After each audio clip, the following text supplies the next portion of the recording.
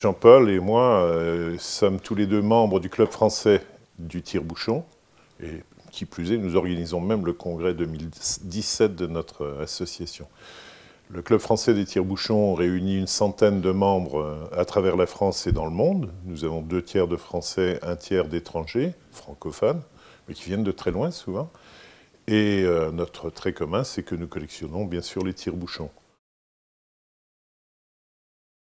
Les collectionneurs sont répartis sur tout le territoire français, bien sûr pour ce qui concerne les Français, mais on voit quand même 2 grandes concentrations, l'une sur Paris, où il y a un nombre important de collectionneurs faisant partie de notre association, et l'autre sur la Côte d'Azur.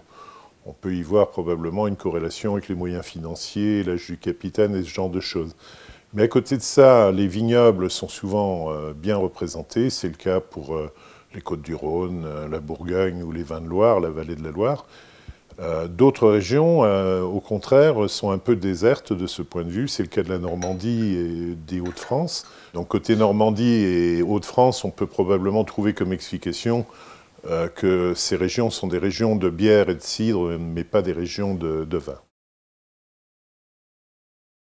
Alors en fait, il y a 2 types de collectionneurs. Il y a ceux qui aiment bien les objets parce qu'ils sont beaux, parce qu'ils sont anciens, parce qu'ils représentent quelque chose. Et il y a les collectionneurs de mécanismes. C'est-à-dire qu'on ne soupçonne pas à quel point il peut y avoir des mécanismes différents pour faire sortir un bout de liège d'une bouteille. C'est incroyable, mais ça intéresse des tas de gens. La mécanique, comment ça marche? Et il y a énormément de gens qui sont passionnés de ceci. Pour chiner, écoutez, je vais faire ma propre promotion, après tout. J'ai un blog qui s'appelle le blog des tire-bouchons. Et sur ce blog, chaque année, au mois de juin à peu près, je sors un article de fond qui s'appelle « Chiner en France ». Donc vous pouvez le retrouver et on verra qu'il y a plein de lieux où chiner. Bien sûr, il y a les brocantes de rue, mais il y a aussi les brocantes installées comme Saint-Ouen, les Portes de Vanves et beaucoup d'autres. Il y a aussi d'autres façons de chiner qui sont les magasins de brocantes qui souffrent beaucoup actuellement. Et encore les sites internet et aussi les salles de vente aux enchères. Et je n'ai pas tout dit, mais le reste se trouve sur le blog.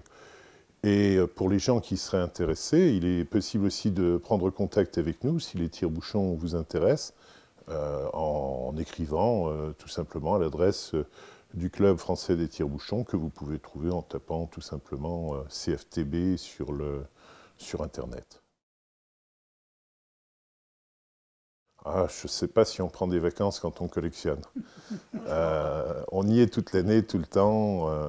Voilà, moi, ma façon de collectionner, c'est probablement de remonter à la source des objets, c'est de comprendre l'origine, plus que de posséder. Et ça fait faire beaucoup de recherches, mais les techniciens, les ingénieurs recherchent aussi beaucoup. Hein. On recherche les brevets, on cherche les parentés, on cherche les bidouilles, on cherche ce qui est juste et ce qui est faux. Moi, je m'intéresse plus à l'aspect sociologique, culturel, de société. Oui, mais toi, tu es intelligent.